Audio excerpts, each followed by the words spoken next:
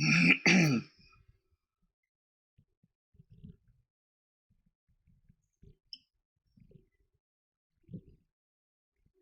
वालेकुम।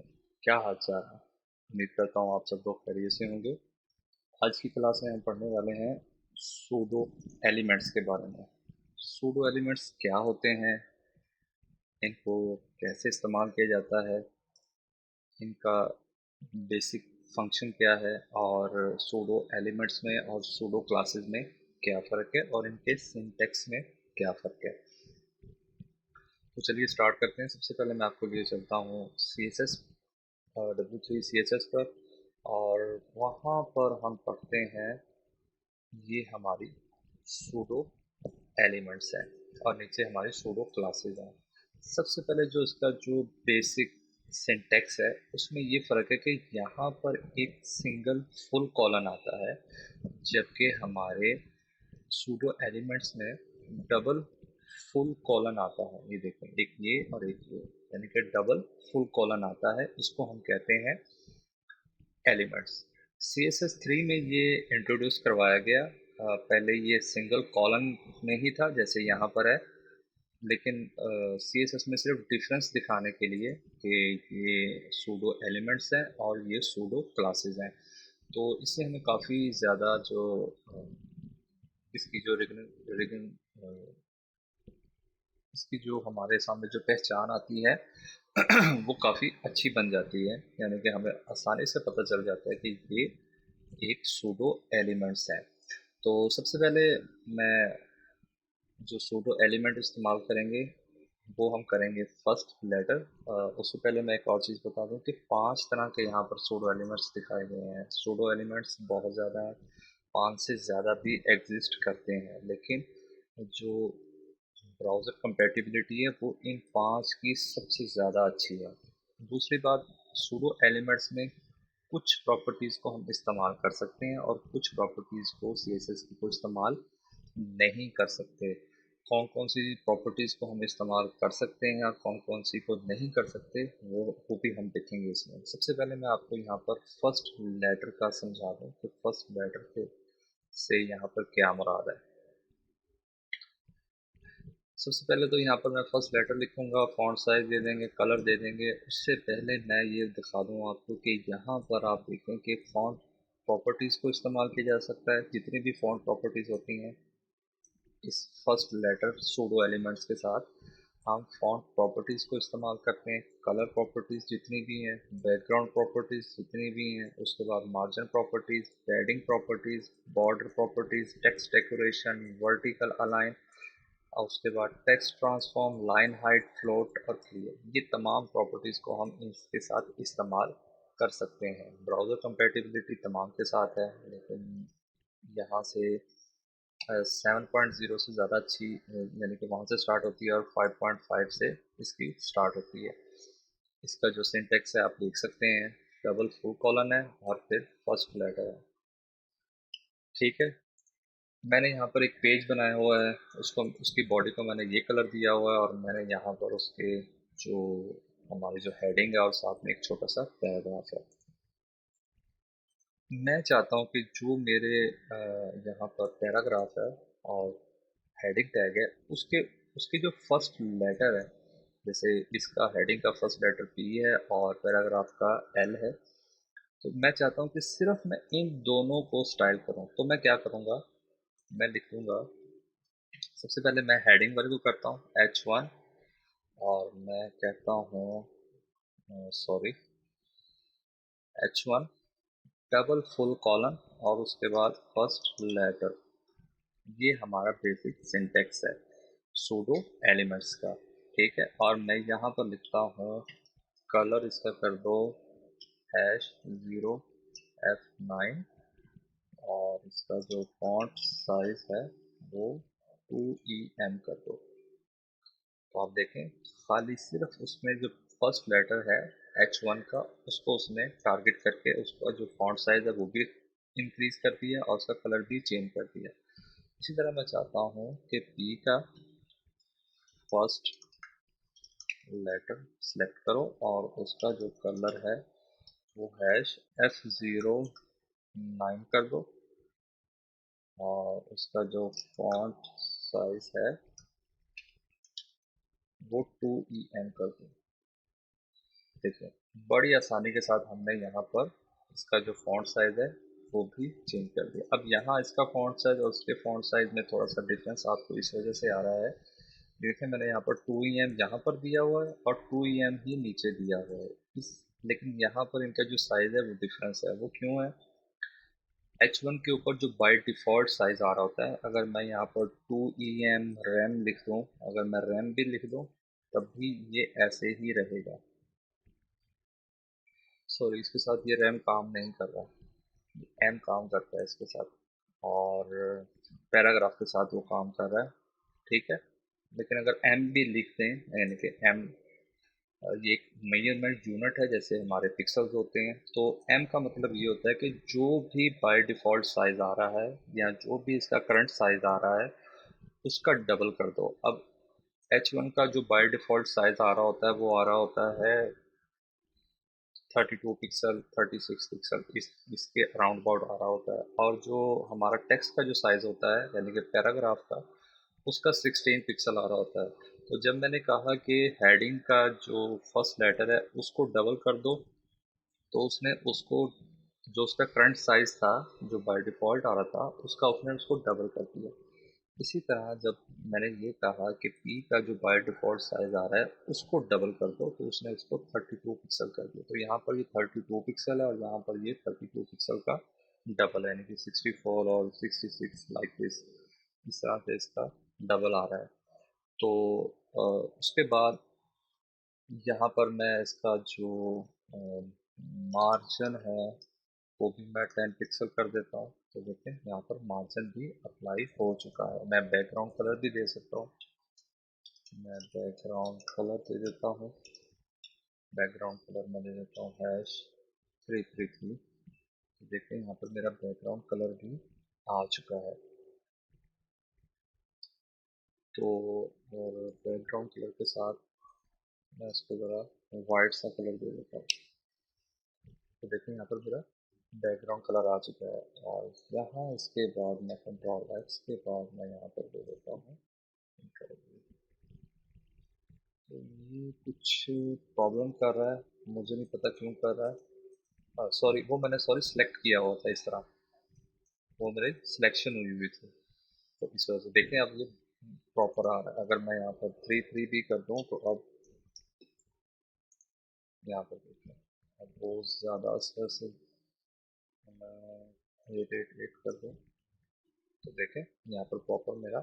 और अगर मैं इसको पैडिंग अप्लाई कर दूँ, पैडिंग मैं दे देता हूँ 20 पिक्सल, तो वो पैडिंग भी अप्लाई हो जाएगी। लेकिन पैडिंग देखें इसकी रिस्पॉन्स नहीं कर रही है, ये प्रॉब्लम कर रही है।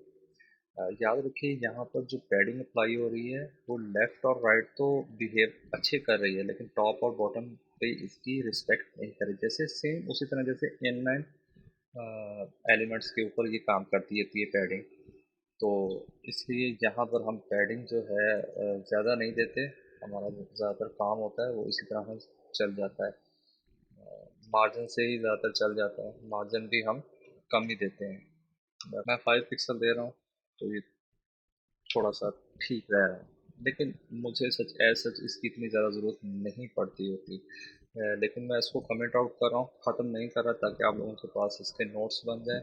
और बैकग्राउंड कलर जो है मैं इसको भी कमेंट आउट कर रहा हूँ। उसके बाद मैं यहाँ पर जाता हूँ अपनी CSS पे, बैकग्राउंड का मार्जिन दे पैडिंग और बॉर्डर भी हम यहाँ पर दे सकते हैं। जैसे ही मैं यहाँ पर देखें बॉर्डर दूंगा तो बॉर्डर भी सॉलिड रेड अप्लाई हो जाएगा। तो देखिए यहाँ पर बॉर्डर भी अप्लाई हो चुका है। मैं इसकी जो थिकनेस है वो 1 पिक्सल कर रहा हूँ, बिल्कुल थोड़ा सा बॉर्डर में दे रहा हूँ। और अगर मैं बॉर्डर यहाँ पर बॉटम देकर देखता हूँ तो यहाँ पर बॉर्डर बॉटम भी दिया जा रहा है। तो इस तरह से हम अपने इफेक्ट को अचीव कर सकते हैं। मैं मार्जिन को भी यहाँ पर अभी फ़िलहाल रिमूव कर रहा हूँ और मैंने बॉर्डर बॉटम दे दिया है। उसके बाद हमारे पास जो इसकी अगली प्रॉपर्टी हम जो इसमें इसमें टेक्स्ट डेकोरेशन हम इस्तेमाल कर सकते हैं। मिसाल के तौर पर मैं बॉर्डर को खत्म कर रहा हूँ, टेक्स्ट डेकोरेशन वो चीज़ होती है जहाँ पर हमारा अंडरलाइन आउट लाइन थ्रू जो हमने पढ़ा था। टेक्स्ट डेकोरेशन हम कर सकते हैं इसमें टेक्स्ट डेकोरेशन, और टेक्स्ट डेकोरेशन में हम इसको अंडरलाइन कर सकते हैं। ठीक है, मैंने उसको अंडरलाइन कर दिया। तो इस तरह से मैं अपने इफेक्ट को अचीव कर सकते हैं। Text underline. और अगर मैं इसको अपर लाइन कर दूँ, सॉरी लाइन थ्रू कर दूँ, तो ये देखें उसके ऊपर लाइन लग चुकी है सिर्फ उसी टेक्स्ट के ऊपर। और अगर मैं इसको क्या कहते हैं अंडरलाइन अनसेट, और एक और भी होती है इसकी ओवरलाइन, तो देखेंगे इसके ऊपर एक लाइन लग चुकी है ओवरलाइन। ठीक है, तो इस तरह से हम अपने जो हमारा फर्स्ट फर्स्ट जो करेक्टर होगा किसी भी एलिमेंट का, यानी कि टेक्स्ट में जो भी हमारा फर्स्ट लेटर होगा या करेक्टर होगा, हम उसको सिलेक्ट करके उस पर मुख्तलिफ किस्म के स्टाइल्स अप्लाई कर सकते हैं। उसके बाद वर्टिकल अलाइन तभी आप कर सकते हैं अप्लाई जब इसके ऊपर फ्लोट प्रॉपर्टी अप्लाई नहीं है। जैसे अभी इसी वक्त इसके ऊपर फ्लोट प्रॉपर्टी मैंने कोई अप्लाई नहीं की हुई, तो मैं इसके ऊपर ये चीज़ अप्लाई कर सकता हूँ। अगर मैं इसको वर्टिकल अलाइन में करना चाहता हूँ बॉटम, तो देखिए बॉटम पर आ रहा है। और मैं इसको आई थिंक पिक्सल भी दे सकता हूँ, 10 पिक्सल। देखेंगे ऊपर की तरफ चला गया। और मैं यहाँ इसको 20 कर देता हूँ, इसको माइनस कर रहा हूँ, तो देखिए यहाँ पर भी नीचे की तरफ आ रहा है। मैं 10 कर रहा हूँ, ठीक है, और मैं इसको 5 कर देता हूँ, 5 पिक्सल। तो इस तरह से हम अपने जो फर्स्ट वेक्टर है उसको वर्टिकल अलाइन भी कर सकते हैं। वर्टिकल अलाइन के पास बेस लाइन होती है, लेकिन मैं उसको बेस लाइन के साथ मेरे ख्याल बाय डिफ़ॉल्ट ही होती है। और उसके बाद होती है हमारे पास टॉप होती है, ये टॉप पर चला गया। और ये टेक्स्ट टॉप होता है, ये टेक्स्ट टॉप आ गया। और ये टेक्स्ट बॉटम होता है, और ये टेक्स्ट बॉटम पर चला गया। और इसी तरह हमारे पास होता है एक टॉप होता है, सॉरी इसका लेफ्ट नहीं होता। ठीक है, वर्टिकल अलाइनमेंट के ऊपर से नीचे की तरफ हम इसको अलाइन कर सकते हैं। अगर मैं टॉप लिख दूँ खाली, तो देखें टॉप तरफ भी अलाइन हो रहा है। मैं इसको कमेंट कर रहा हूँ, इसको आप मज़ीद खुद भी एक्सप्लोर कर सकते हैं। टेक्स्ट ट्रांसफॉर्म टेक्स्ट ट्रांसफॉर्म में हम देखें capitalize, lower case, upper case, ये तमाम चीज़ें हम इस्तेमाल कर सकते हैं। मैं इसको कैपिटलाइज कर सकता हूँ, मैं यहाँ पर जा रहा हूँ और मैं यहाँ पर जाके कहता हूँ कैपिटलाइज। तो ये कैपिटलाइज हो जाएगा, यानी कि जिसका जो अगर ये छोटे हरूफ में है तो ये बड़े हरूफ में चला जाएगा। और मैं इसको चाहूँ तो मैं इसको लोअर केस भी कर सकता हूँ, तो देखेंगे ये लोअर केस में भी हो जाएगा। देखेंगे अब लॉरेंट एल जो है वो लोअर केस में है। और अगर मैं चाहूँ तो इसको मैं अपर केस में, तो ये पहले ही है तो ये अपर केस में भी हो जाएगा। अगर लोअर केस में तो अपर केस में हो जाएगा, अगर अपर केस में है तो ये लोअर केस में भी हम कर सकते हैं। टेक्स्ट ट्रांसफॉर्म, ठीक है, तो इसको भी मैं अभी कमेंट कर रहा हूँ। अच्छा, उसके बाद हमारे पास आ जाता है लाइन हाइट। हम इसकी लाइन हाइट को कैसे टैकल कर सकते हैं, यानी कि ये जो दो लाइंस के दरमियान जो फासला होता है इसको हम लाइन हाइट कहते हैं। और मैं इसकी लाइन हाइट को भी टैकल कर सकता हूँ। मैं 2em कर रहा हूँ, तो देखिए क्या फ़र्क पड़ता है, बहुत ज़्यादा हो गई है। मैं इसको 1 कर देता हूँ, तो 1 तो बाय डिफ़ॉल्ट है, 1.2 कर देते हैं, तो देखें इसकी लाइन हाइट में थोड़ा सा गैप आ गया है। मैं 5 कर रहा हूँ, तो देखिए काफ़ी ज़्यादा गैप आ चुका है। तो हम इसकी और अगली लाइन के दरमियान जो फासला होता है, दरमियानी फासला एक लाइन का दूसरी लाइन का जो के दरमियानी फासले को हम लाइन हाइट कहते हैं। मैं इसको भी कमेंट आउट कर रहा हूँ। और उसके बाद हम आगे फ्लोट को इस्तेमाल करके देख लेते हैं। फ्लोट क्या करता है? फ्लोट आपको पता है कि लेफ़्ट और राइट करने के लिए काम आता है। फ्लोट लेफ़्ट कर दूंगा, सबसे पहले तो ये इसके फ्लो से निकल जाएगा। जैसे ही इसके फ्लो से निकलेगा तो फिर हम इसके साथ क्लियर बहुत भी इस्तेमाल कर सकते हैं। ठीक है, तो इसके साथ क्लियर की प्रॉपर्टी भी इस्तेमाल की जाती है, लेकिन मैं अभी आपको फ्लोट के बारे में ही बता रहा हूँ। फ्लोट लेफ़्ट कर लें या फ्लोट राइट कर लें, तो देखें राइट करने से क्या होगा। राइट करने से हमारा जो टेक्स्ट है, जो हमारा लेटर है, करेक्टर है, वो देखें लेफ्ट साइड पर अलाइन हो चुका है। अगर हम चाहते हैं कि इस तरह से निकल निकल कर वो लेफ्ट की तरफ जाए तो वो भी हम कर सकते हैं। फ्लोट लेफ्ट हो जाएगा या राइट हो जाएगा, ये आप पर डिपेंड करता है कि आप किस तरह का इफेक्ट अचीव करना चाह रहे हैं। उसके बाद क्लियर क्लियर फ्लोट को क्लियर करने के लिए इस्तेमाल किया जाता है, और ज़्यादा कुछ भी नहीं। ये तो था हमारा फर्स्ट लेटर के नाम से। उसके बाद हमारे पास आता है फर्स्ट लाइन। इसको इस्तेमाल करके देख लेते हैं कि फर्स्ट लाइन को कैसे इस्तेमाल किया जाता है, इसको भी हम देख लेते हैं। और मैं इसको क्लोज कर रहा हूँ और इसको भी मैं कमिट आउट कर रहा हूँ, और नीचे से आके मैं इसको भी कमिट आउट कर रहा हूँ। और यहाँ पर मैं लिख रहा हूँ, और इस सब को भी मैं कमिट आउट कर रहा हूँ। अगर मैं यूँ लिखता हूँ फर्स्ट लेटर, मैं कुछ दिखाना, तो ये यूनिवर्सल रूल बन चुका है। अब ये पूरे पेज पर चेक करेगा कि जो जो टेक्स्ट एलिमेंट स्पैन टैग जिसमें भी टेक्स्ट आ रहा है, उन सब का जो फर्स्ट लेटर है उसको चेक करेगा, उसका जो कलर है वो रेड कर देगा। देखें, इन सब के जो कलर्स हैं वो रेड कर देगा, और इसका जो फॉन्ट साइज है वो भी इंक्रीज कर देगा। फॉन्ट साइज 2em कर देगा। तो ये हमारा एक तरह का यूनिवर्सल रूल कहलाता है। ठीक है, और इसको भी मैं कमेंट आउट कर देता हूँ ताकि ये भी आपके पास एक तरह से नोट बन जाए। अब मैं कर रहा हूँ फर्स्ट लाइन। अब ये क्या चेक करता है, ये यूनिवर्सल रूल है एक तो।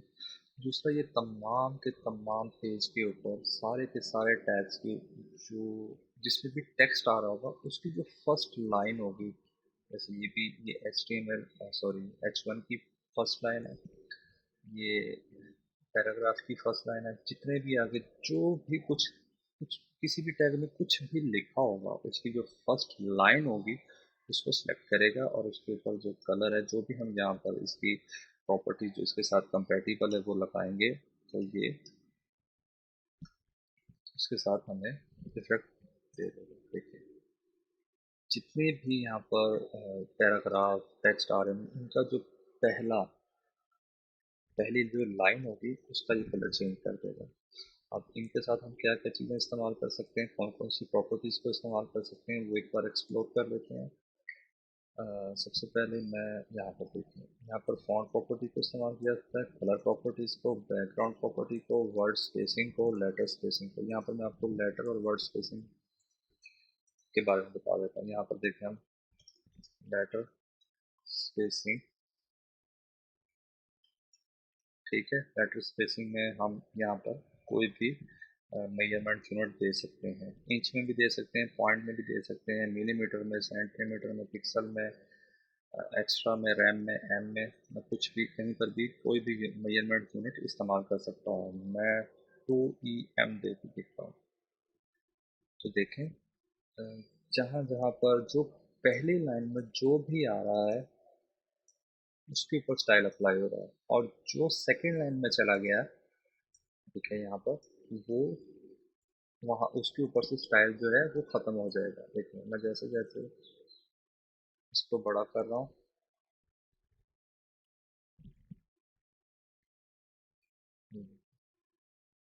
ये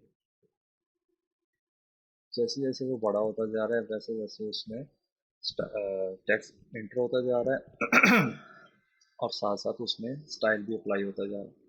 अब मैं जैसे जैसे छोटा करता जा रहा हूँ, आप देखें पैराग्राफ के ऊपर वहाँ से वो टेक्स्ट निकलता जा रहा है और उसके ऊपर जो स्टाइल है वो भी खत्म होता जा रहा है।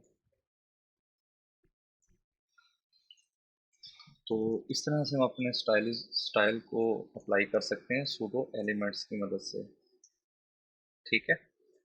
उसके बाद टेक्स्ट डेकोरेशन बता दी है। वर्ड स्पेसिंग, लेटर स्पेसिंग क्या होती है? लेटर स्पेसिंग, वर्ड स्पेसिंग ये होती है कि हर वर्ड के बाद एक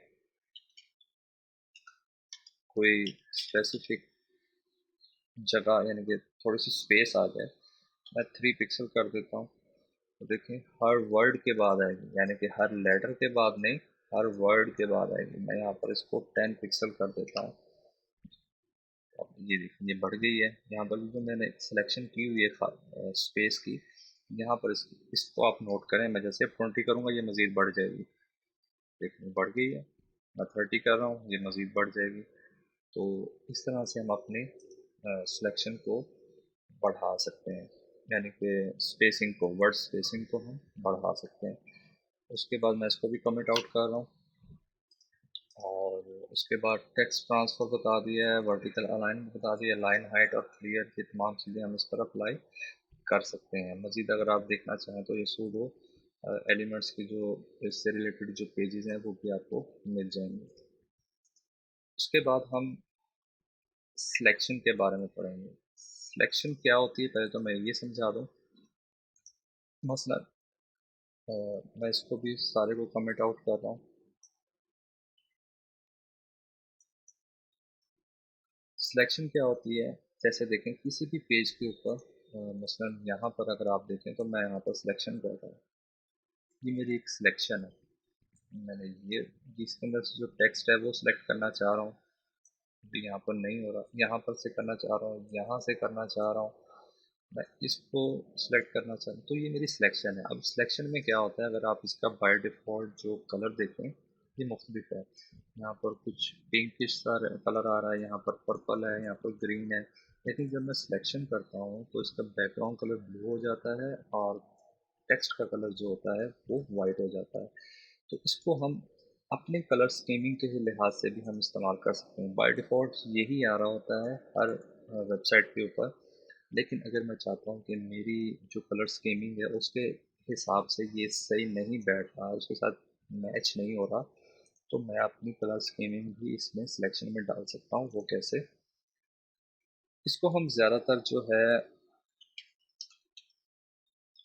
यूनिवर्सल रूल ही लिखते हैं, क्योंकि हमें पूरे पेज पर कहीं ना कहीं किसी न किसी को भी कोई भी चीज़ चाहिए होती है तो हम उसको यूनिवर्सल ही लिख रहे होते हैं। तो मैं इसका जो बैकग्राउंड कलर है, बैकग्राउंड कलर मैं इसको कर देता हूँ F1 FA।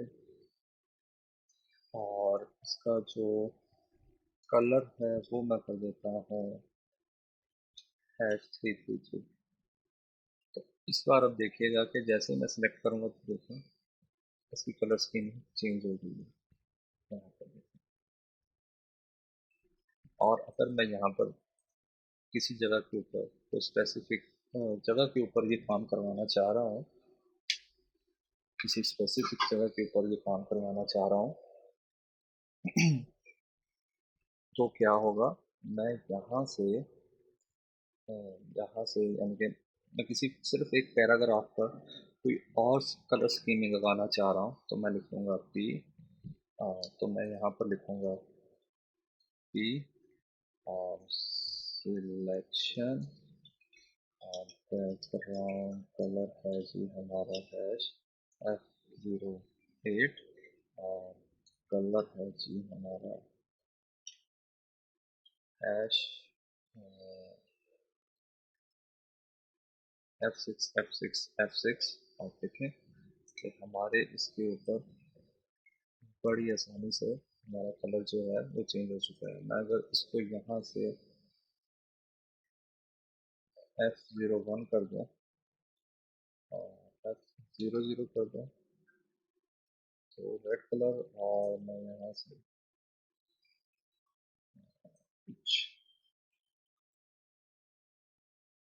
ये वाला कलर, तो देखें मैं कुछ भी इसमें कलर सिलेक्ट करवा सकता हूँ अपनी वेबसाइट की कलर स्कीमिंग के साथ। और मेरा जो ऊपर वाला है ये यूनिवर्सल रूल में आ रहा है, तो इस लिहाज से यहाँ पर ये यूनिवर्सल रूल बनेगा। एक और बात बता रहा हूँ, इनके साथ वेंडर प्रीफिक्सेस भी लगती हैं। हर किसी के साथ वेंडर प्रीफिक्सेस भी लगती हैं। उसको मैं कमेंट में लगा देता हूँ। मैं आपको तरीका बता देता हूँ, तो ये तमाम के साथ लगेंगे। जैसे सिलेक्शन के साथ मॉज यानी कि मोजिला के लिए है सिलेक्शन, और आगे हमारे मजीद रूल आ जाएंगे। उसके बाद ये हमारी है वेबकिट यानी सफारी के लिए, और क्रोम के लिए सिलेक्शन, और उसके बाद आ जाती है हमारी ओपरा के लिए। ठीक है, और ये हमारा सिलेक्शन आ जाए। तो ये आपके जो सूडो क्लास एलिमेंट्स हैं, सॉरी, बाद उसके बाद यानी कि फुल कॉलम के बाद और सूडो एलिमेंट्स के नेम से पहले ही वेक्टर प्रीफिक्सेस लगती हैं। तो ये तरीका। उसके बाद हमारा जो स्टैंडर्ड होता है वो आता है स्टैंडर्ड सिंटैक्स। ये आप लोगों को पता है, मैंने करवाया हुआ। ठीक है, तो ये हर किसी के साथ इसी तरह लगेगी। मैंने सिर्फ जस्ट आपको एक आइडिया दे दिया है।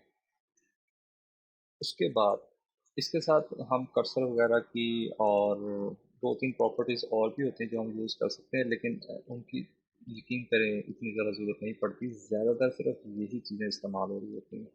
हाँ, बैकग्राउंड कलर में हम RGBA और HSL, CMYK जो भी यानी कि हम इस्तेमाल कर सकते हैं वो हम इसमें इस्तेमाल कर सकते हैं। यानी कि हमें कोई सी थ्रू बनाना है तो हम इसको सी थ्रू भी बना सकते हैं। अभी के लिए मैं इसको कमेंट कर रहा हूँ। उसके बाद हम अब अपनी अगली जो हमारी आखिरी जो दो हैं, यानी कि हमने यहाँ से आखिरी दो बनाई है, लेकिन ये फर्स्ट पर जो दो हैं ये बहुत ज़्यादा इस्तेमाल होने वाली हैं। इसका इतना ज़्यादा यूज़ होता है इन दोनों का कि आपकी सोच है। एक और बात, जब हम सूडो एलिमेंट्स को इस्तेमाल करते हुए आफ्टर और बिफोर को इस्तेमाल करते हैं, तो एक बात याद रखिएगा, जब भी हम इसमें हमेशा कंटेंट रखवा रहे होते हैं। अब वो कंटेंट क्या होता है? वो कोई टैग हो सकता है, ठीक है, वो कोई इमेज हो सकती है, वो खाली कोई टेक्स्ट हो सकता है, ठीक है, वो कोई बना बनाया कुछ भी हो सकता है। तो हम इसके साथ जो प्रॉपर्टीज इस्तेमाल होती हैं वो सबसे ज़्यादा प्रॉपर्टीज इन दोनों के साथ इस्तेमाल होती हैं। आफ्टर का मतलब ये है कि हम एक पी एलिमेंट है, उसके बाद फौरन बाद कुछ रखवाना चाह रहे हैं, लेकिन ये एक बात याद रखिएगा कि ये पी एलिमेंट के अंदर ही आएगा, बाहर नहीं जाएगा। दूसरी बात, अगर मैं कुछ पहले रखवाना चाह रहा हूँ पी एलिमेंट से, तो ये पी एलिमेंट के अंदर जो टेक्स्ट होगा लिखा हुआ उससे पहले आ रहा होगा। ठीक है, तो इसको हम मज़ीद एक्सप्लोर करते हैं अपने पेज पर, अपने इसके ऊपर। और मैं यहाँ पर नीचे आ रहा हूँ सबसे, और यहाँ पर आकर मैं लिख रहा हूँ कि मिसाल के तौर पर मुझे इससे पहले यानी कि इस एलिमेंट से पहले यानी कि पी से पहले और H1 के बाद मुझे इन दोनों के दरम्यान में कुछ चीज़ चाहिए, तो मैं क्या करता हूँ, मैं दो तरीके हैं। सबसे पहले तो मैं आपको ये बता दूं कि मैं रखवाना चाह रहा हूँ H1 के बाद और P से पहले, तो मैं लिखूंगा P बिफोर। क्यों मैं P से पहले कुछ रखवाना चाह रहा हूँ, इसका मतलब ये है कि मैं P से पहले कुछ रखवाना चाह रहा हूँ, कुछ कंटेंट रखवाना चाह रहा हूँ, तो मैं उसके लिए कंटेंट लिखूंगा। और कंटेंट के बाद मैं लिखूंगा मैं देता हूँ वेब एफएक्स मेंटोर। ठीक है, और मैं इसको, अगर आप देखें ज़रा गौर से, तो यहाँ पर वेब एफएक्स मेंटोर लिखा हुआ आ चुका है, और ये सिलेक्ट नहीं होता, इसकी सिलेक्शन नहीं होती। अगर आप देखें तो इसको मैं सिलेक्ट करने की कोशिश कर रहा हूँ, तो ये सिलेक्ट नहीं हो रहा। क्यों? ये एक फेक एलिमेंट है। ठीक है, ये हमें नज़र तो आ रहा है, लेकिन ये एक फेक एलिमेंट है। अगर मैं इसको छोटा करूँ, देखिए इस तरह, तो ये एक फेक एलिमेंट है। ये बात आपने याद रखनी है। और मैं अगर इसको थोड़ी सी स्पेस दे दूँ तो वहाँ पर भी आखिर में भी स्पेस ऐड हो जाएगी। पहले स्पेस यहाँ पर ऐड नहीं थी, देखें यहाँ पर। अब मैं जैसे इसको स्पेस ऐड करूँगा तो यहाँ पर स्पेस ऐड हो चुकी है। ठीक है, तो ये जो चीज़ है, यहाँ पर आप बहुत कुछ कुछ भी आप रखवा सकते हैं। अच्छा, मैंने यहाँ पर ये अब कहाँ पर है, बिफोर है। ठीक है, अब मैं इसका कलर भी चेंज कर देता हूँ। कलर मैं कर देता हूँ F08। तो देखें इसका कलर यहाँ से ये चेंज हो चुका है। ठीक हो गया। और उसका जो मैं फॉन्ट साइज है वो भी मैं इसका चेंज कर सकता हूँ। मैं 1.4 EM कर देता हूँ। तो आप देखेंगे ये 1.4 EM।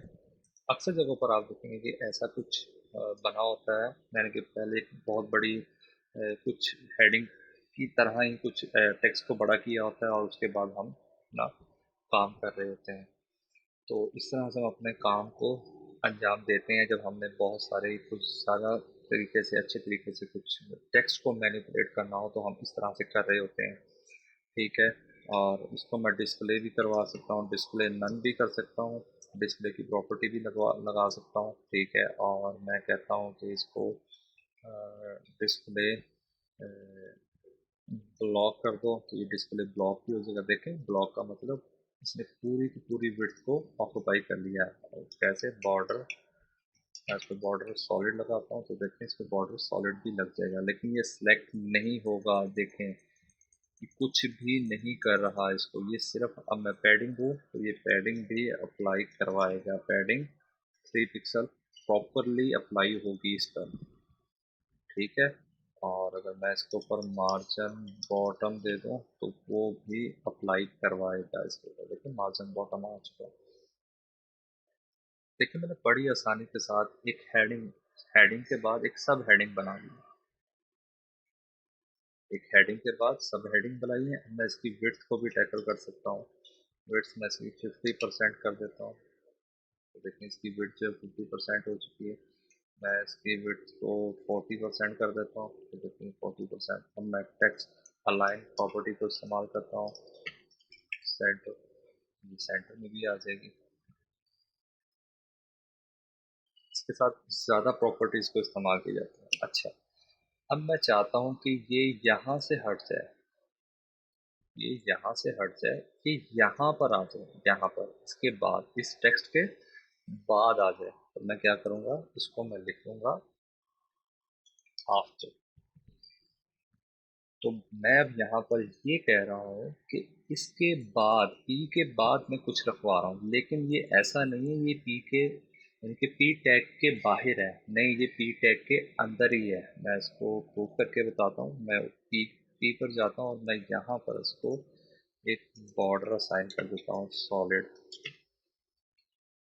तो यहाँ पर ये बॉर्डर देखें, ये पी एलिमेंट के अंदर ही रहेगा। दूसरी इसकी जो मैं आपको प्रूफ देना चाहता हूँ वो ये है कि मैं F12 की प्रेस की, उसके बाद मैं यहाँ पर अपने इंस्पेक्ट एलिमेंट पर जाता हूँ और मैं इस पी एलिमेंट को क्लिक करता हूँ। तो देखें ये जो हमारा पी एलिमेंट है, ये देख रहे हैं इस वक्त, इसके अंदर देखें कुछ भी नहीं है, सिर्फ एक आफ्टर के नाम से सूडो एलिमेंट पड़ा हुआ है। लेकिन इसने, इसमें देखें मैंने इसमें प्रॉपर टेक्स्ट रखवाया है, उसकी मैंने स्टाइलिंग की है, सब कुछ किया है। लेकिन यहाँ पर अगर आप देखें तो डॉम का कोई साइज नहीं इंक्रीज हुआ, सिर्फ पी एलिमेंट ही है। पी एलिमेंट के अंदर कुछ पड़ा हुआ है। लेकिन हमारे पेज पर अगर आप देखें, गौर करें तो कितनी खूबसूरत सी चीज़ हमने बना दी है। मैंने एक हेडिंग के बाद, अगर मैं चाहूँ तो मैं इसको हेडिंग की भी सब हेडिंग बनाकर आगे पेस्ट कर सकता हूँ, बना सकता हूँ, रख सकता हूँ। ठीक है, मैं इसको जहाँ चाहूँ वहाँ पर मैं इसको प्लेस भी कर सकता हूँ। वो मैं अभी आपको करके भी दिखाता हूँ। इसके साथ हम पोजीशनिंग भी अप्लाई कर सकते हैं। वो कैसे, तो मैं बताता हूँ। मैं चाहता हूँ कि ये इसके फ्लो से निकल जाए, तो मैं यहाँ पर जाऊँगा, मैं इसको कहता हूँ पोजीशन रिलेटिव। ठीक है, लेकिन ये मैंने इसको पोजीशन अभी रिलेटिव किया है, मैं इसके फ्लो से भी निकालना चाहता हूँ तो वो भी मैं निकाल सकता हूँ।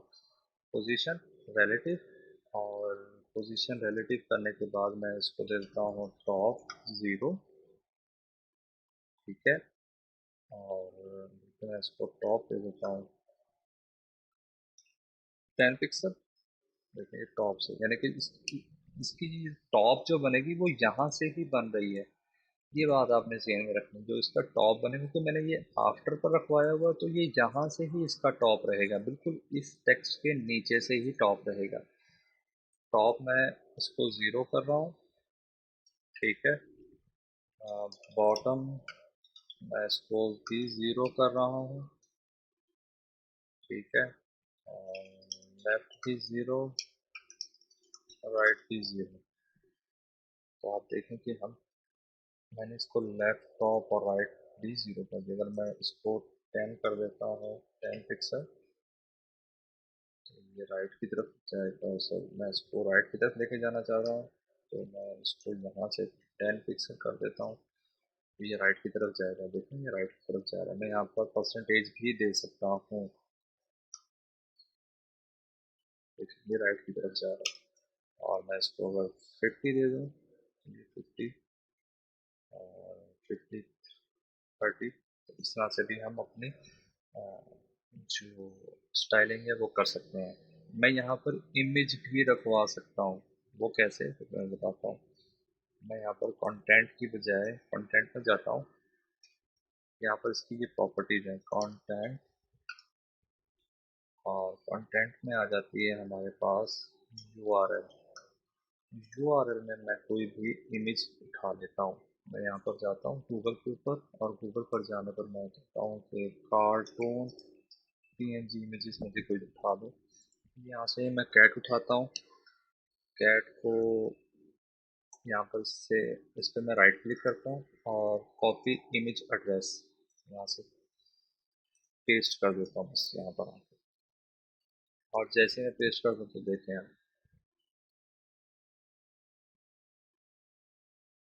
ठीक है। देखें इसकी मैंने विड्थ को भी टैकल किया हुआ है। अगर मैं इसकी विड्थ असल में ये, और मैंने इसकी जो विड्थ है वो उसको ऐसे कर देता हूँ। अब ये इमेज इसके अंदर है, बॉर्डर के अंदर है। मैं इसको पोजीशन रिलेटिव कर रहा हूँ, ये पोजीशन मैं इसकी हटा रहा हूँ अभी के लिए। तो देखें ये ऐसे है, और इसका जो बॉर्डर है, बॉर्डर कहाँ पर है, मैं बॉर्डर भी इसका कमिट आउट कर रहा हूँ। मैंने बॉर्डर भी हटा दिया, और इसके ऊपर जो मार्जिन है, पैडिंग है, मैं वो भी हटा रहा हूँ। मार्जिन है, पैडिंग है, ठीक है, तो बाय डिफ़ॉल्ट आ रही है। वेट, टेक्स्ट अलाइन, सेंटर, मैं ये सब चीज़ें हटा रहा हूँ। और डिस्प्ले ब्लॉक भी हटा रहा हूँ। तो देखिए कैसे आ रहा है। तो मैं इसको अभी के लिए डिस्प्ले ब्लॉक कर देता हूँ। फॉन्ट साइज भी मैं हटा रहा हूँ, और कलर भी मैं इसको से हटा रहा हूँ। तो मैंने देखें यहाँ पर एक इमेज रखवा दी है। ये बहुत बड़ा कोई उठा लिया है, कॉपी इमेज लिंक इसका, और ये तो पता नहीं कहाँ से काफ़ी बड़ा है, लेकिन मुझे ये नहीं चाहिए था। कार्टून इमेज, और यहाँ से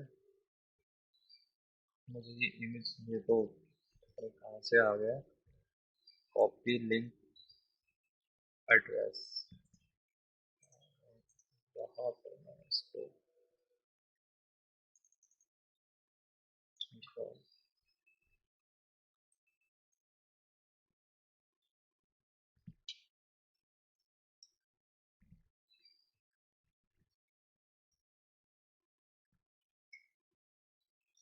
कंटेंट और यूआरएल कंट्रोल,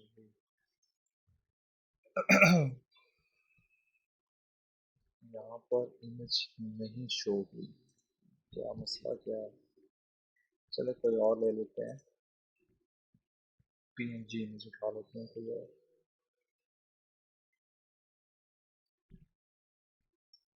यहाँ से मैं कॉपी इमेज प्रेस करता हूँ, और यहाँ पर जाकर मैं इसको पेस्ट कर देता हूँ। तो यहाँ पर देखें ये मेरी इमेज आ चुकी है, और इसकी जो विड्थ है वो 40% कर देता हूँ। तो ये मेरे ख्याल इमेज की जो हाइट और उसको है मेरे ख्याल ये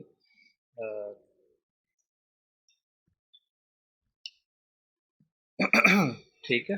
तो मैं यहाँ से इसको इमेज जो है वो मैंने यहाँ से अपलोड इस पे यानी कि इसके ऊपर डाल दी है। इमेज का साइज़ बहुत बड़ा है, तो इसको भी हम क्या कहते हैं टैकल कर सकते हैं, लेकिन ये अब मैं आप लोगों के ऊपर छोड़ रहा हूँ कि आप इमेज को टैकल करें, ब्राउजिंग करें, देखें, जाएं, सर्च करें। ये 5 तरह के सूडो एलिमेंट्स हैं जो हम बहुत ज़्यादा इस्तेमाल करते हैं। सबसे ज़्यादा जो इस्तेमाल होने वाला है मैंने बता दिया है, वो बिफोर और आफ्टर है। इससे इससे हम बहुत ज़्यादा कुछ कर सकते हैं। तो आप जाएं, देखें इसको हम कैसे इस्तेमाल कर सकते हैं, मज़ीद इसको एक्सप्लोर करें, पोजीशनिंग करें, पोजीशन रिलेटिव करें, एब्सोल्यूट करें, जो आपका दिल करता है आप वो करें। इसके साथ अच्छा खासा खेलें, इसके ऊपर अच्छा खासा अपना हाथ भी सीधा करें। तो मेरी आप लोगों से यही गुजारिश रहेगी कि आप लोग इसको देखें, इस पर इस जब इस लेक्चर को देख रहे हो तो आप लोग अपना नोटबुक वगैरह कोई अपने पास रखें। छोटी मोटी अगर आपको कोई चीज़ आपके जहन में आती है या कुछ सवाल आता है तो आप उसको नोट डाउन करें और फिर मुझसे कांटेक्ट कर लें। उम्मीद करता हूँ कि आपको इस लेसन की समझ आई होगी। अगर फिर भी आपको किसी किस्म की कोई प्रॉब्लम आती है तब आप मुझसे कांटेक्ट कर सकते हैं। तब तक के लिए अल्लाह हाफिज़।